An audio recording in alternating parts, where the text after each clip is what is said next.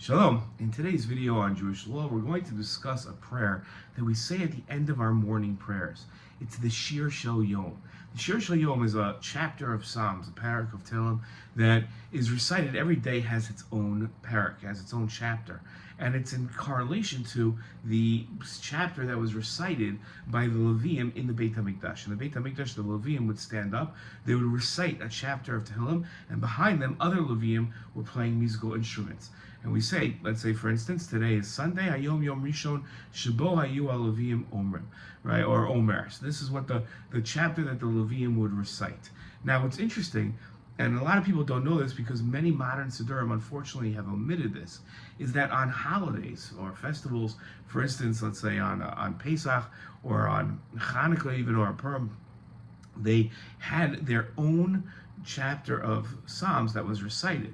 In other words, if it was the Monday of Hanukkah, you wouldn't recite the SHIR SHEL YOM in the Beit HaMikdash of Monday, you would recite it of that day of Hanukkah.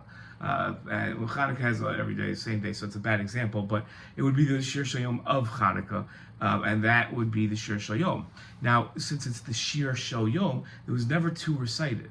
So a lot of times, let's say for instance on Rosh Chodesh, you'll have the common custom of people reciting both Barchi Nafshi and the SHIR SHEL YOM, Barchi Nafshi being the SHIR SHEL YOM of Rosh Chodesh, and then they'll recite that day of the week's SHIR SHEL YOM.